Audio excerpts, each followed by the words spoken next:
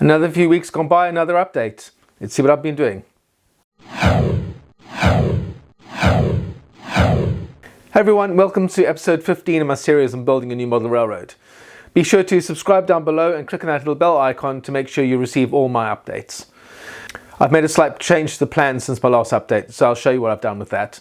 I've also been working on the track plan a bit, and I'll show you what I've done for the yard behind me, the Western Avenue yard, and also for the rest of the layout. Well, as far as this peninsula that's coming out next to me over here, I'll show you what I've done with that, what I'm planning on doing with that.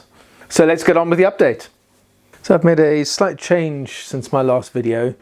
In my previous video, I had my board further down, and this is the connection between the helix and the first level. And what I was going to do is use 2-inch risers to have the track at a high level to allow the road to underpass, to go under underpasses underneath the railroad like it is in the real life. But then I sort of was thinking about that and think, actually, most of the railroad has got underpasses. Most of this track between here and Cicero, at least, is all underpasses for the roads. And that would mean I'd have to have the yard on a raised level as well, which causes problems installing switch machines and all that. So I thought what will be a lot easier for me is to raise this first level up so that it is going to be level with this. I'm just going to cut this off so it's level and raise it down so it's level with the top of this. So it'll be a nice transition between the top of the helix and the first level. But then I will cut away the plywood at the front of the layout, and that will allow me to lower the front section. So I'm going to cut the top level off, and I'm going to cut some of this away, and then I can use that for the road. So the road for the vehicles will be lower down, and that means I can have my layout at the track at the ground level, or the raised ground level, and all the roads at a lower level all the way along. As makes it easier for me to do the underpass without having to worry about trying to connect the switch machines to a raised level above this. Just makes it a lot easier, and it'll be quite nice from the front as well, because there'll be a lower profile here. There's a retaining wall between the railroad and the road itself, and then at this level here we'll be able to have the vehicles going sort of about over here, which will be quite nice from the front. So you'll have a nice front profile of the road at a lower level with the retaining wall, the railroad above it. And just going to make it a lot easier rather than having a bit above this. So next stage here is just to cut this piece so that it fits nicely over here. I'll lower these threaded rods so that this is level with this bit of the layout. I'm going to raise the other board as well so that it's at a higher level. This means there's more space over here. Not that I need it, because I don't need to get here very often into the lower staging yard. But it just makes it, it's also nicer viewing height as well. It's a little bit raised up. So that's my next step. I'm going to do that now and get this all cut off, and then I can start. I'm going to print out the track plan I've done so far, which I'm going to show you just now. And I'll also show you in fact, I'm going to quickly show you that now on the screen, what the actual roads look like with the railroad above and the underpasses, just so you can get an idea of what it's going to look like. So here's an example of one of the underpasses. This is South Wood Street, and in this satellite view you can see where it goes underneath the tracks. Now looking at Streetview, you can see what the underpass looks like from the ground level, and it's very interesting with all the textures and the rust. Very interesting scene to model. You can also see the retaining walls and all the graffiti on that, so that's going to be very interesting to detail.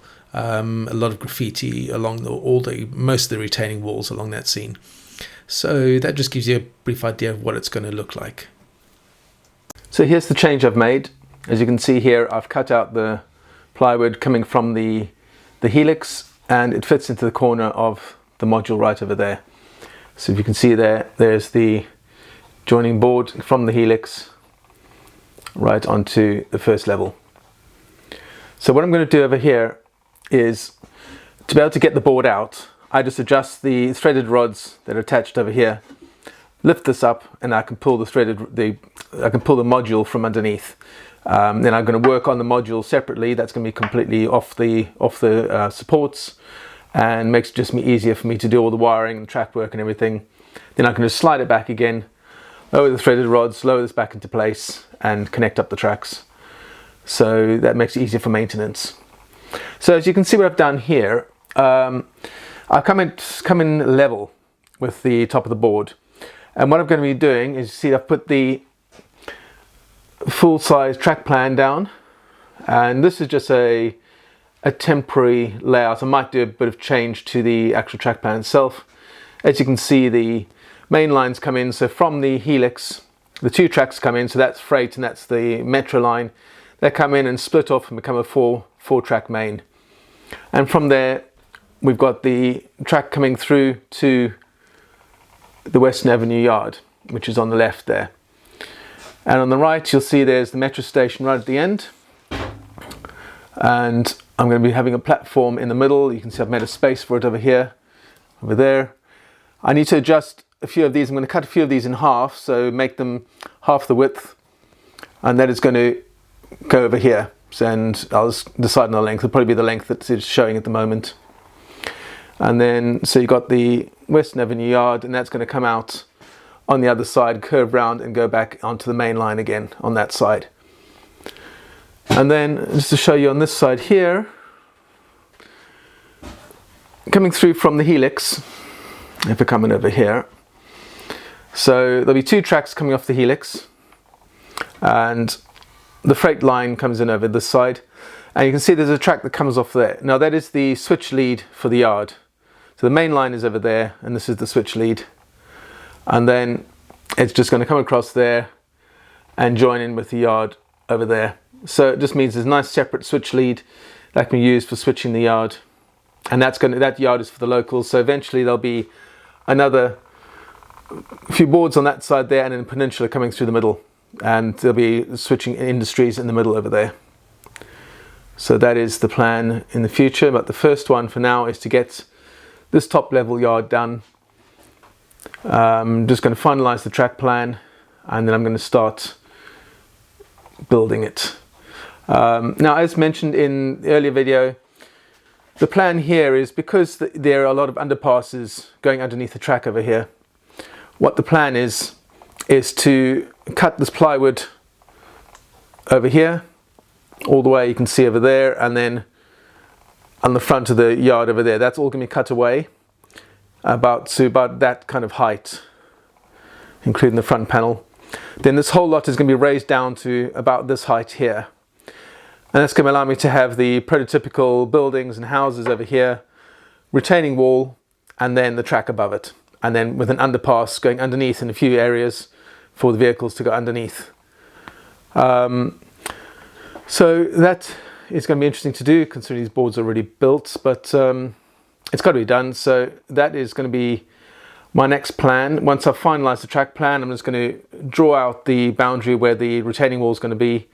I'm going to take this off, and then I'm going to cut the plywood, and we'll see how that goes. Hopefully that won't be too bad. So my next job is to start cutting the boards I've already built, which is unfortunate, but it's the only way I'm going to actually achieve what I want to get, the effect I want to get on the grade crossings and the underpasses on my layout. So that's the next step, and I'll show you progress videos of that as I go along. So be sure to click the subscribe button down below and click that little bell icon to be notified of the next upcoming episode. So as always, thank you for watching, and see you soon.